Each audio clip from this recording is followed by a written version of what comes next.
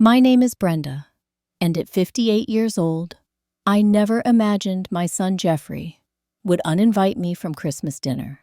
For years, I helped him and his wife Amanda buy their beautiful home with an $80,000 down payment plus $1,200 monthly toward their mortgage. When they told me I wasn't welcome at their Christmas celebration, something inside me broke. What happened next surprised even me. Before I tell you what happened next, let me know where you're watching from and subscribe if you've ever felt taken for granted by someone you've given everything to. The holidays can be tough, but what happened after Christmas changed everything. Life has a way of teaching us the hardest lessons through the people we love most.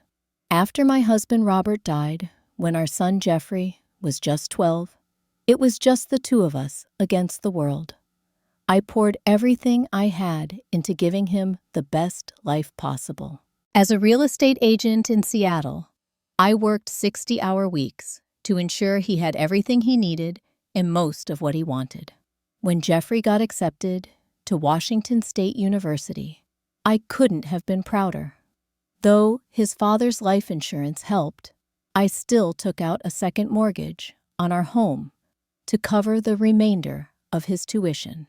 I wanted him to graduate debt-free, something I never had the chance to do myself. "Mom, I promise I'll make it all worth it," Jeffrey would say during our Sunday phone calls. And for years, I truly believed he meant it. After college, Jeffrey landed a good job at a marketing firm in the city. He met Amanda at a company event 5 years ago, and they seemed perfect together. She was ambitious, beautiful, and charming. When they first started dating, Amanda would accompany Jeffrey to our weekly Sunday dinners. She'd bring wine and ask about my real estate business, showing genuine interest in my life.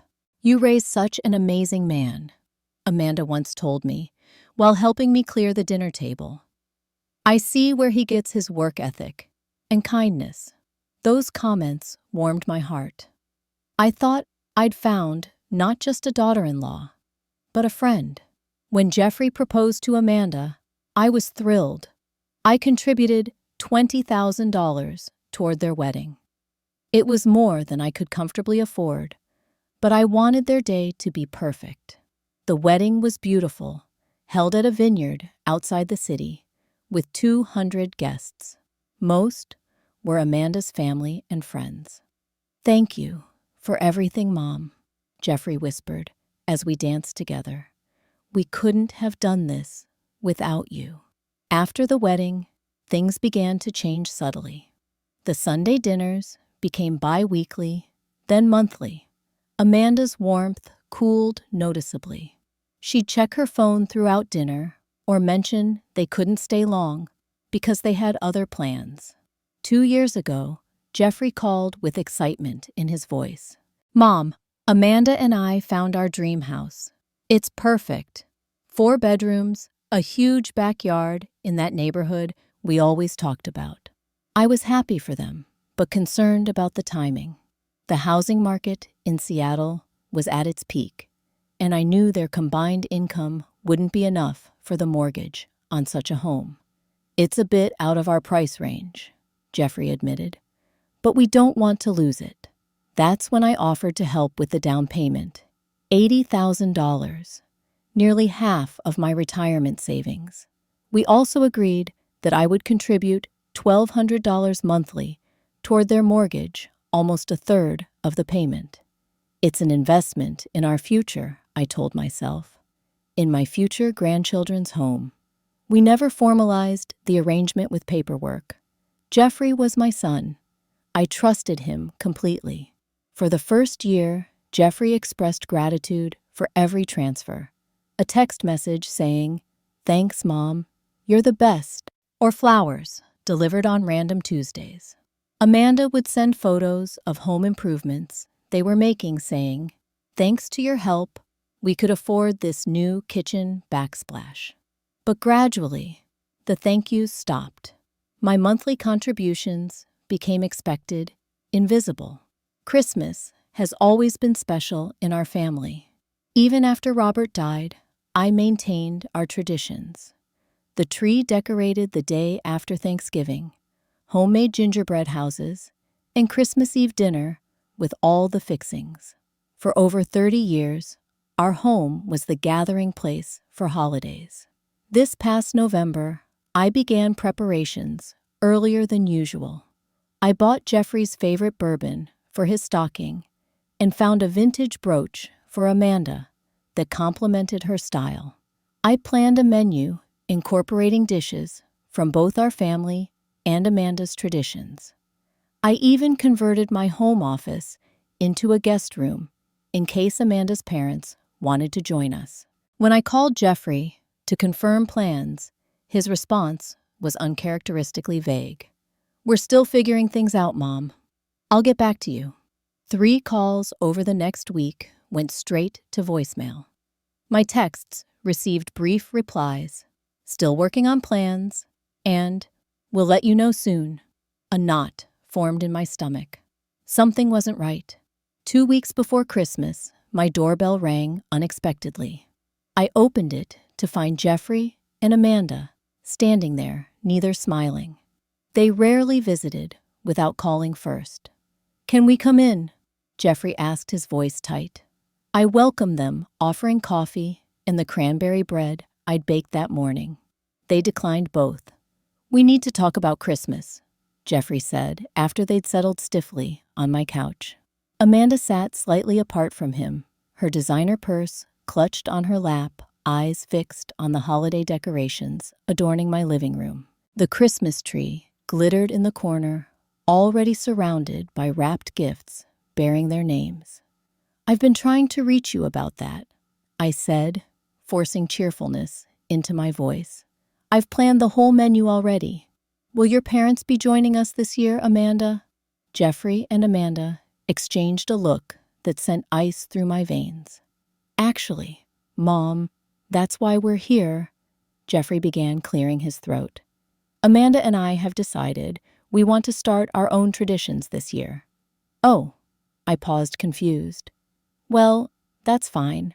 We can incorporate whatever new traditions you'd like into our celebration. I'm always open to change." Another uncomfortable glance between them. "What Jeffrey means," Amanda interjected, her voice smoothly controlled, "is that we're hosting Christmas at our house this year. Just us, my parents, my sister Lisa, and her husband." The emphasis on "just us" hung in the air between us. "I see," I said slowly, still not fully comprehending. "So, you'd like me to come to your house instead? That's perfectly fine. I can bring all the food I've prepared." "Mom," Jeffrey interrupted, looking pained. We aren't inviting you this year." The words hit me like a physical blow. I sat perfectly still, certain I'd misunderstood. "We just don't have enough space," Amanda added quickly. "With my parents staying in the guest room and Lisa and Tom taking the office, we're already full." "Full," I repeated numbly. "In your 4-bedroom house. The 4th bedroom is being renovated," Amanda replied, not meeting my eyes. "And the dining table only seats 6 comfortably." I looked at Jeffrey, waiting for him to say something, to acknowledge the absurdity of what they were suggesting. His eyes remained fixed on the floor. "I see," I finally said, my voice sounding distant to my own ears. "And when did you decide this?" "A few weeks ago," Jeffrey admitted. "Amanda's family confirmed last month." Last month. They'd known for weeks and waited until 2 weeks before Christmas to tell me. "We thought it would be easier to tell you in person," Amanda offered, as if this courtesy deserved my gratitude. I looked around my living room, the decorations I'd put up with such care, the gifts I'd spent weeks selecting, the recipes I'd already shopped for. "And what am I supposed to do on Christmas?" I asked, my voice quieter than intended. Jeffrey shifted uncomfortably. Maybe visit your friend Diane or your sister Martha. Diane is spending Christmas with her daughter in Chicago. Martha is on a cruise, I replied mechanically. Facts I'd mentioned to Jeffrey several times in recent conversations. You could volunteer somewhere, Amanda suggested brightly. I read an article about how fulfilling that can be for people who are alone during the holidays. Jeffrey winced at her words, but said nothing. I drew a deep breath and summoned every ounce of dignity I possessed. Well, I appreciate you telling me your plans. I hope you all have a wonderful Christmas. They seemed surprised by my calm response. Perhaps they'd expected tears or anger. But decades of life had taught me that some wounds are too deep for immediate expression. We should probably get going, Amanda said, standing abruptly. We have dinner reservations. Jeffrey hesitated. Are you sure you're okay, Mom? I'm fine, I assured him, with a smile that felt stretched across my face. Just surprised, that's all. They left within minutes, promising to catch up after the holidays. As soon as their car pulled away, I sank onto the couch, surrounded by the festive decorations that now seemed to mock me. I reached for my phone to call Diane, forgetting momentarily that she wouldn't answer. I needed to talk to someone, anyone. But as the phone rang unanswered, I realized just how alone I truly was. That night, sleep eluded me completely. I lay awake, replaying not just the uninvitation, but the past several years, seeing patterns I'd willfully ignored. Each memory clicked into place, like pieces of a painful puzzle. I remembered Jeffrey, graduating college, holding his diploma aloft, and shouting, I did it, Mom. Now I wondered if he meant we did it, acknowledging my sacrifices to get him there. I recalled the day Jeffrey and Amanda found their house. I'd been so caught up in their excitement that I didn't question when the real estate agent, a colleague of mine, mentioned the property was well above their pre-approval amount. They must have come into some money, she'd said, with a wink, assuming they'd saved diligently. In reality, they were counting on my contribution before even asking me. The midnight anxiety, familiar to many parents, crept in. But instead of worrying about Jeffrey's well-being, I worried about my own financial security. I'd withdrawn from my retirement accounts, incurring penalties to help with their down payment. I'd reduced my own standard of living to contribute to their mortgage each month. When was the last time Jeffrey had actually thanked me for those payments? I scrolled through text messages, discovering it had been over a year. My monthly transfers had become as invisible as electricity, only noticed when absent. Around 3 a.m., unable to sleep, I opened Instagram. I rarely checked social media, but suddenly needed to see what I'd been missing. Jeffrey's profile was sparse. He'd never been one for posting much. Amanda's, however, told a different story. There she was, in a designer dress I recognized, from a boutique where suits cost more than my monthly mortgage contribution. There was Jeffrey, on a golf course, clubs that cost thousands gleaming in the sunlight. New membership perks. Read the caption from 4 months ago. I kept scrolling. Photos of a vacation in Hawaii from just 2 months ago. The same month they'd told me they couldn't afford to visit me for my birthday because things were tight financially. One photo showed Amanda displaying a large sapphire ring. Anniversary surprise from the best husband ever. The timestamp indicated it was purchased the week after I'd sent extra money because Jeffrey mentioned they were struggling with winter heating bills. As dawn broke, my scrolling revealed more than just their spending habits.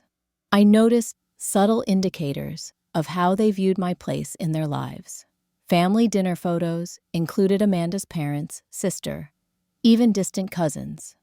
But I appeared in none. When Jeffrey posted about family support, He tagged his in-laws, but never me. I remembered Amanda's comments over the years, so subtle I'd dismissed them at the time. It's so important to establish boundaries with parents as newlyweds. Jeffrey needs to focus on our nuclear family now. It's wonderful you had such a close relationship when Jeffrey was younger. All past tense. All positioning me as peripheral rather than essential. At 6 a.m., my phone rang. It was Diane, returning my call from the previous night. "Brenda, sorry I missed your call. Is everything okay? You never call that late." The dam broke. Through tears, I explained what had happened. "I feel so stupid," I concluded. "I've been used, haven't I?" Diane's response was measured but firm. "Yes, honey, I think you have. And it's time you recognize the pattern." "What pattern?" "They need money, they love you. The money becomes routine. You become invisible. Then the cycle repeats when they need something new." Her words crystallized what I'd been realizing all night. I wasn't being treated as a beloved mother, but as a convenient ATM with maternal feelings that could be manipulated. "What should I do?" I asked, feeling more lost than I had since Robert died. "What would you tell a client who was being taken advantage of financially by someone they loved?" Diane countered. As a real estate agent, I'd seen many messy family financial situations. My advice was always the same. Protect yourself first, then negotiate from a position of strength, not vulnerability. "I'd tell them to stop the bleeding," I admitted. "Exactly," Diane said gently. "And maybe it's time you took your own advice." After our call, I went to my home office and pulled out the folder containing information about Jeffrey and Amanda's mortgage. There was no formal agreement, just a note in my handwriting listing their address and the monthly transfer amount. No terms, no conditions, no end date. Just a mother's generosity, given with love, but received as entitlement. I realized I had a decision to make. One that would either reinforce the unhealthy pattern or begin to break it. The decision didn't come easily. For 2 days, I alternated between determination and doubt. Was I overreacting to the Christmas uninvitation? Was withholding financial support too drastic a response? I pulled up my bank account and stared at the scheduled transfer set for December 23rd, $1,200 to Jeffrey and Amanda's account, just as I'd done every month for 2 years. My finger hovered over the cancel button. Images flashed through my mind. Jeffrey as a little boy opening Christmas presents. Jeffrey in his cap and gown. Jeffrey dancing with his new bride. Then, more recent images, Jeffrey and Amanda in Hawaii while I celebrated my birthday alone. The sapphire ring purchased while I ate ramen to stay within my budget. Their 4-bedroom house, where somehow there wasn't room for me at Christmas. I clicked cancel transfer. A warning appeared. "Are you sure you want to cancel this scheduled payment?" I hesitated only briefly before clicking yes. Relief washed over me immediately, followed by a wave of guilt. What if they really did need that money? What if they couldn't make their payment without it? Then I remembered their golf membership, designer clothes, and luxury vacations. They'd been using my contribution not for necessity, but to elevate their lifestyle beyond their means. Christmas Eve arrived, the day I'd planned to host dinner for my son and daughter-in-law. Instead, I woke up in an empty house, decorated for a celebration that wouldn't happen. Rather than wallow in self-pity, I remembered Amanda's suggestion about volunteering. For once, she'd actually given good advice. I called the local homeless shelter and asked if they needed help serving Christmas meals. "We're actually short-handed tomorrow," the coordinator said gratefully. Could you come from noon to 4? On Christmas Day, I arrived at the shelter to find it bustling with activity. I was assigned to serve mashed potatoes and gravy alongside another volunteer named Janet. First time, she asked, as we donned aprons and hairnets. Yes, I admitted. My family plans fell through. Janet nodded understandingly. My daughter decided spending Christmas with her father and his new wife was more appealing than being with me this year. Third Christmas, alone. I'm sorry, I said, recognizing the pain in her eyes. Don't be. It hurt the first year. The second year, I was angry. This year, I'm here, and honestly, it feels pretty good to be doing something meaningful. Janet was right. As we served meal after meal, the gratitude from those we helped filled a space in my heart that family rejection had left empty. I wasn't just going through the motions. I was genuinely present, connecting with people who had far less than I did, but still found reasons to smile. Throughout the day, I kept my phone turned off. I didn't want calls or texts from Jeffrey or Amanda to disrupt what had become a surprisingly peaceful Christmas. When I finally turned my phone on that evening, I found 3 missed calls and 5 text messages from Jeffrey, increasing in urgency. Mom, hope you're having a good Christmas. Mom, did you forget to make the mortgage payment? It's not showing in our account. Mom, please call me ASAP about the mortgage payment. Mom, we're getting worried. Are you okay? Mom, we need that payment. The mortgage is due in a week. Call me. His concern wasn't for my well-being, but for his bank account. I composed a simple response. I'm starting my own financial traditions this year. Merry Christmas. Then I packed a bag, got in my car, and drove to my sister Martha's cabin 3 hours away. She'd given me a key years ago, telling me it was always available if I needed a retreat. For the first time, I took her up on the offer. Martha wouldn't return from her cruise for another week, giving me the solitude I needed to process everything and decide on my next steps. As I sat by the fireplace in her cozy cabin, I felt a strange combination of sorrow and liberation.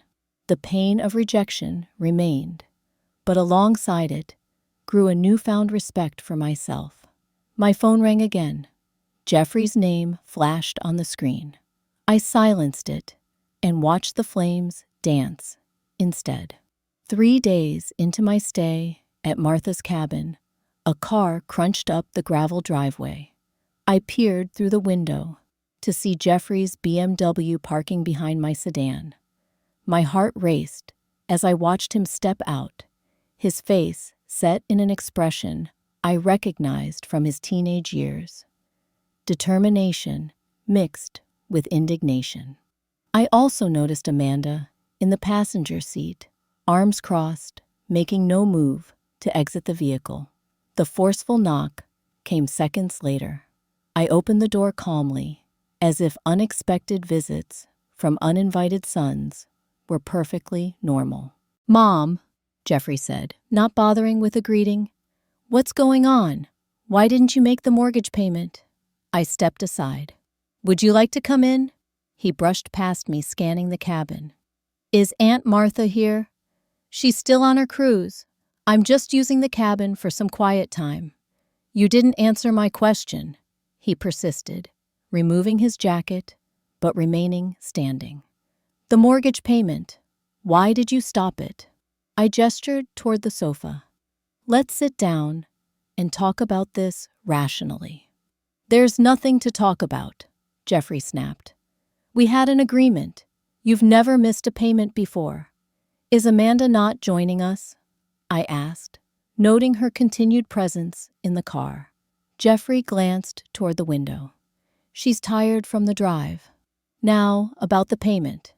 No, I interrupted quietly. I think this conversation should include both of you. This is between us, Mom. Is it because the Christmas uninvitation certainly felt like it came from both of you?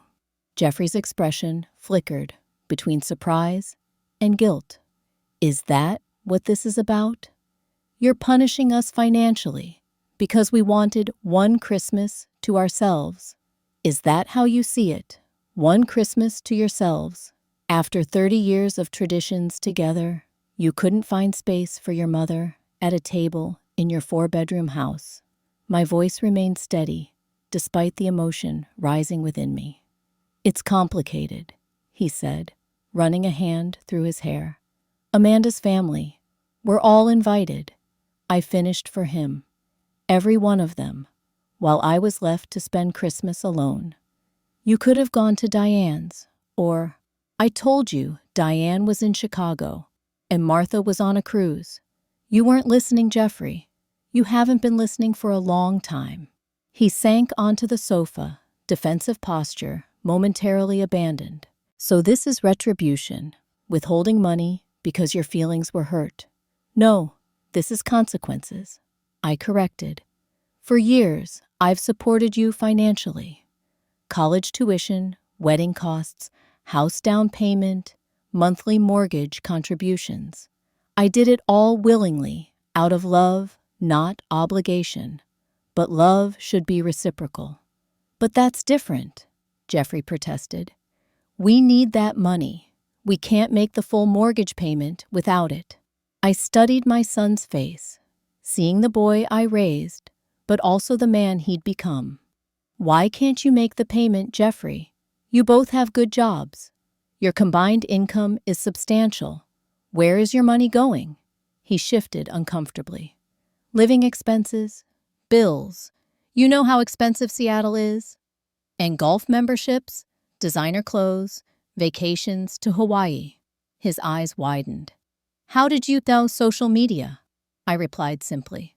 The same month you told me you couldn't afford to visit for my birthday, Amanda was posting photos of your luxury resort. That was different, he muttered. It was an anniversary gift. Purchased with whose money, Jeffrey, money that I worked 60-hour weeks for, money I took from my retirement to give you. A car door slammed outside. Moments later, Amanda entered without knocking. Her entrance felt like a temperature drop in the room. This has gone on long enough, she announced. Jeffrey, just tell her we need the money transferred today or we'll miss the payment. I turned to my daughter-in-law. Hello, Amanda. Merry Christmas to you, too. She had the decency to look momentarily abashed before regaining her composure. Look, Brenda, I understand you're upset about the holidays, but using money to control us is inappropriate. Control you, I repeated, genuinely stunned by her framing.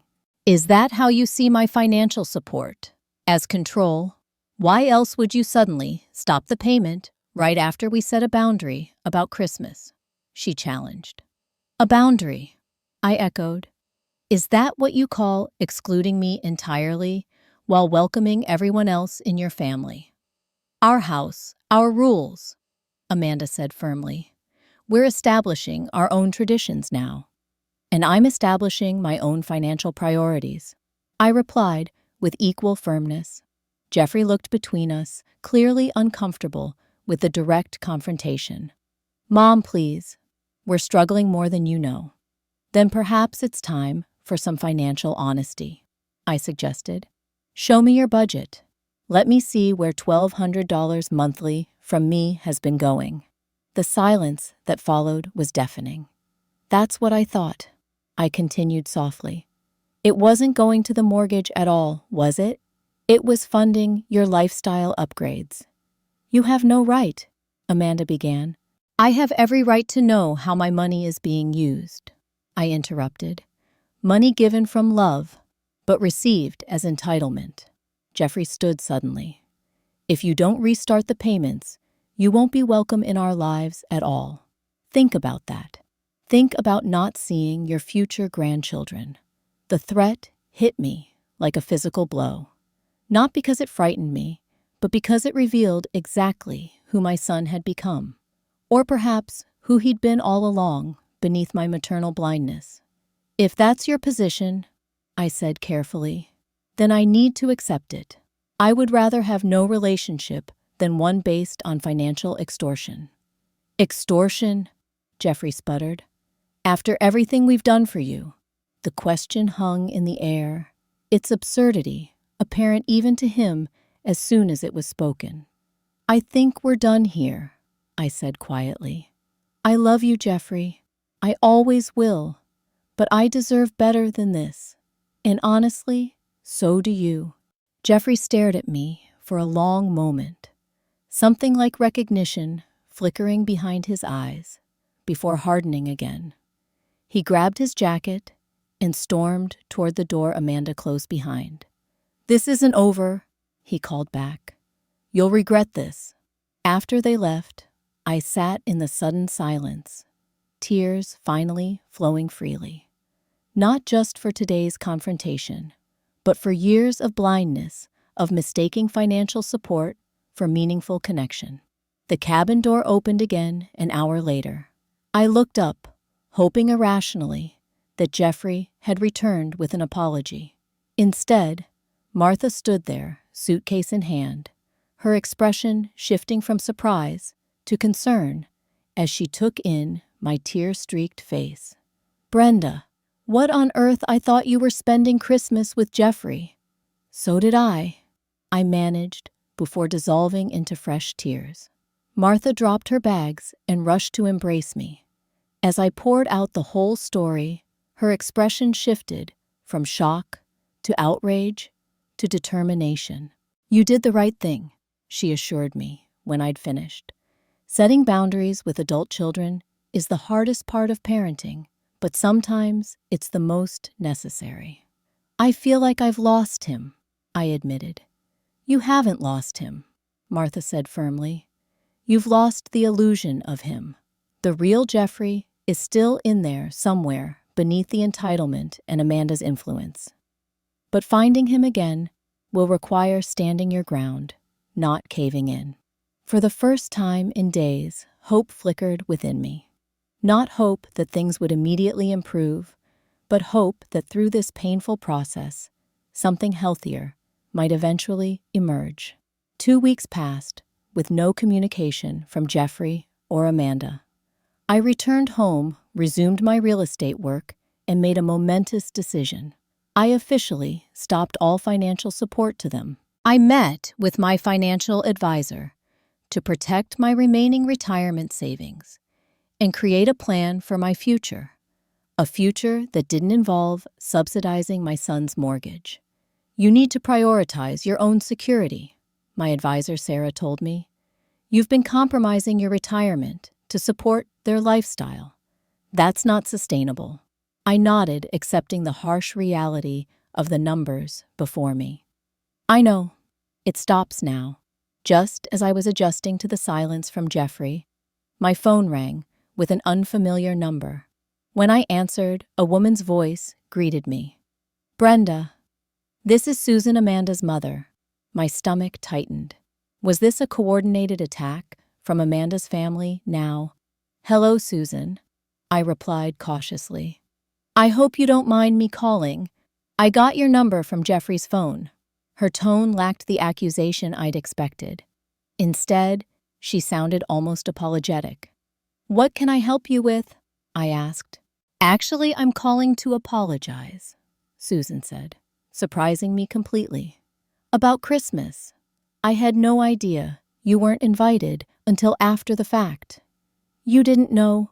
I couldn't hide my confusion. "No, Amanda told us you had declined their invitation because you had other plans. When I mentioned looking forward to finally meeting you, Amanda said you'd chosen to spend Christmas with friends instead."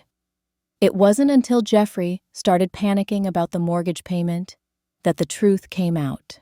I absorbed this new information slowly. "They lied to you about inviting me?" "Yes," Susan confirmed.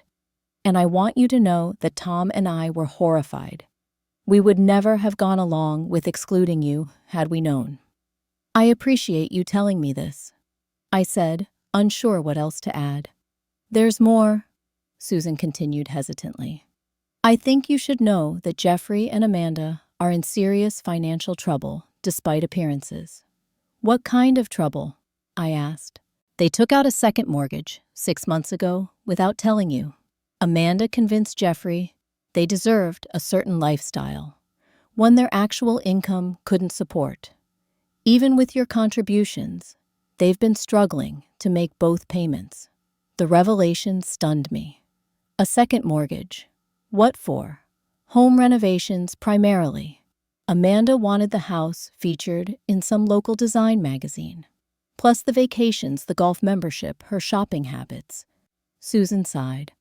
I love my daughter, but I've watched her push Jeffrey toward financial decisions that aren't sustainable. Does she know you're calling me? Absolutely not, Susan said firmly. She'd be furious, but Tom and I feel partially responsible. We spoiled Amanda growing up, never teaching her the value of money or delayed gratification. Now we're watching her do real damage to her marriage and to your relationship with Jeffrey. After we hung up, I sat with this new perspective.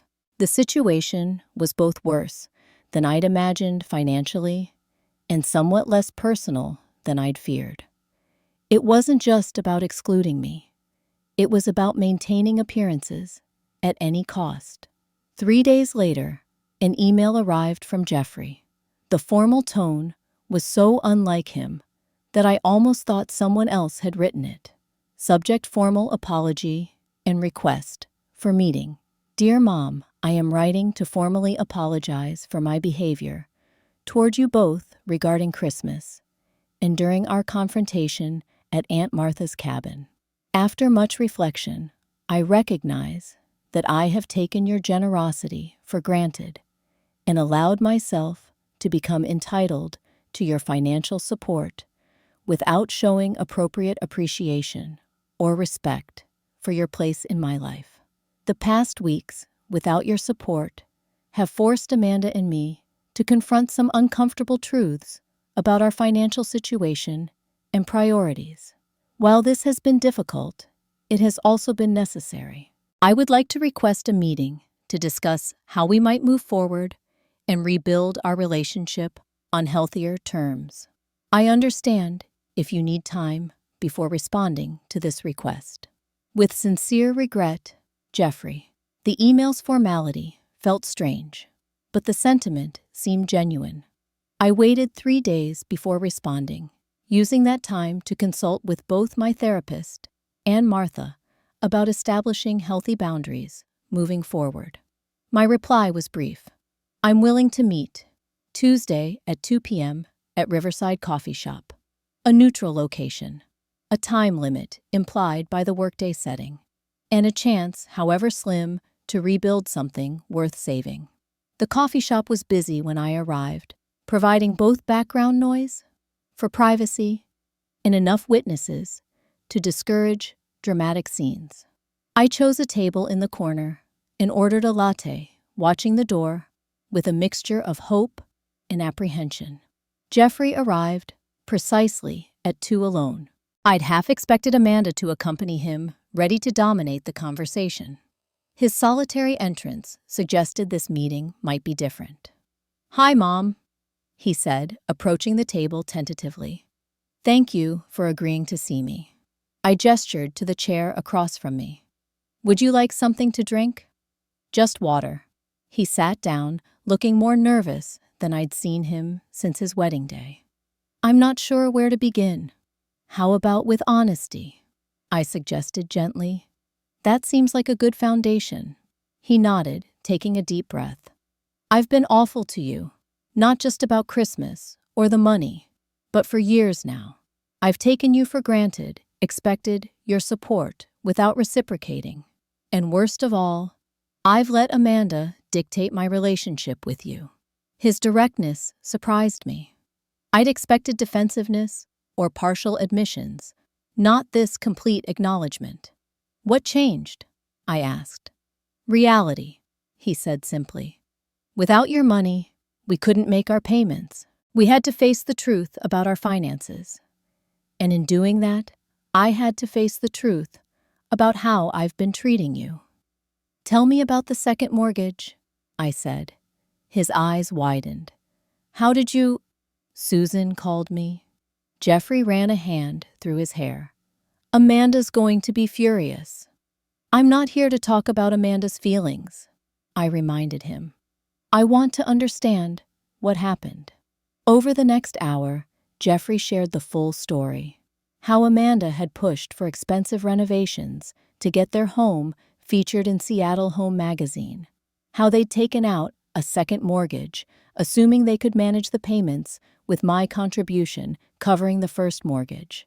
How lifestyle pressure and keeping up with Amanda's friends had led to poor decision after poor decision. I'm not blaming Amanda entirely, he clarified. I made these choices too. I liked the status, the admiration from colleagues when they saw our home or heard about our vacations.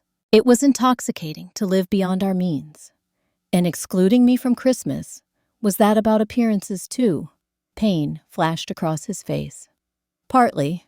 Amanda's family has a certain image. Her sister's husband comes from serious money.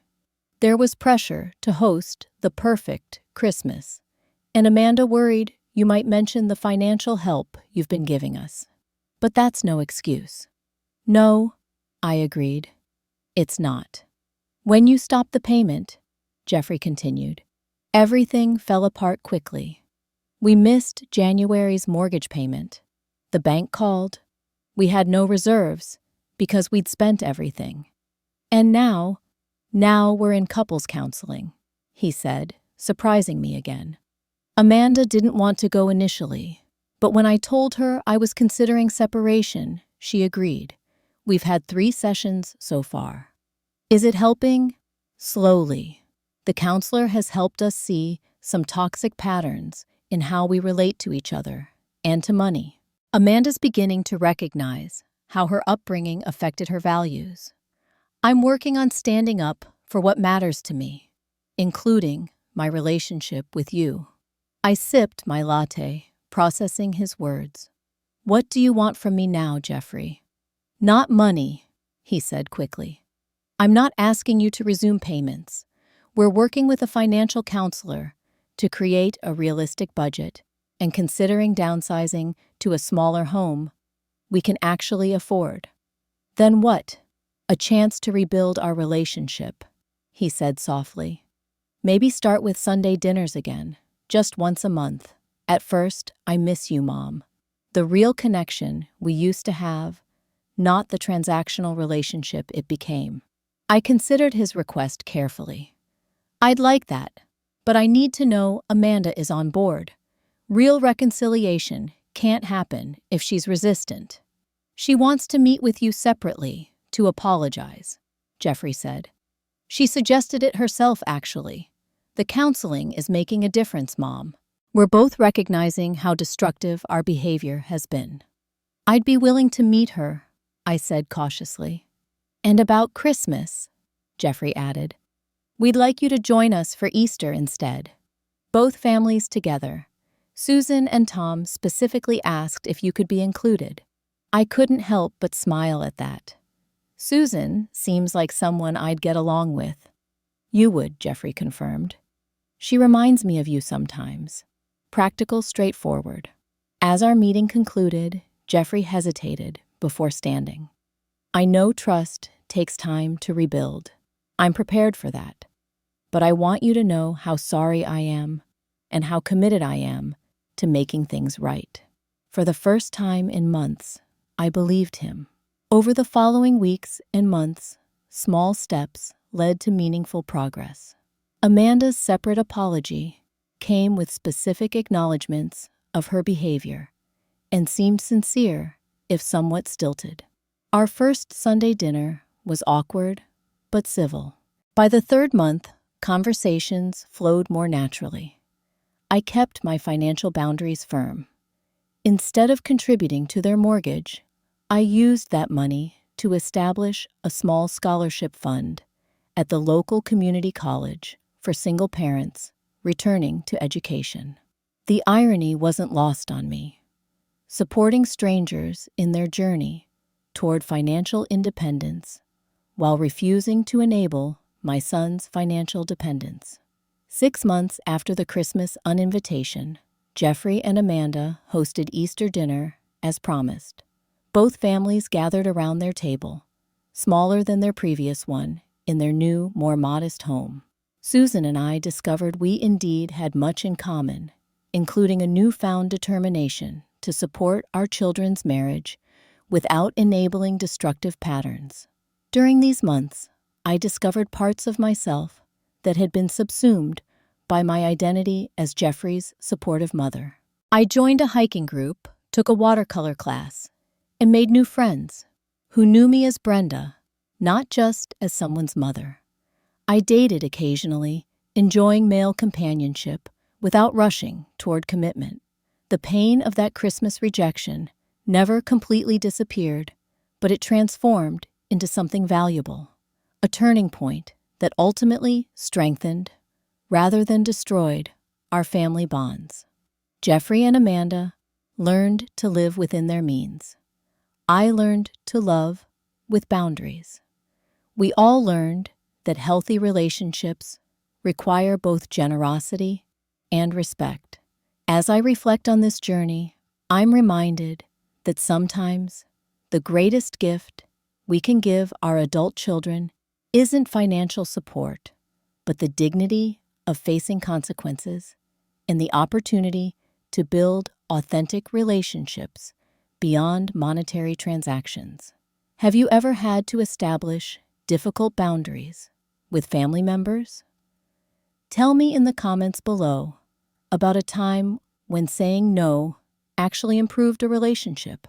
If this story resonated with you, please subscribe to hear more real-life experiences and lessons learned. Remember to like and share if you found value in this story. Thank you for listening, and may you find the courage to stand up for yourself while leaving room for reconciliation in your own relationship.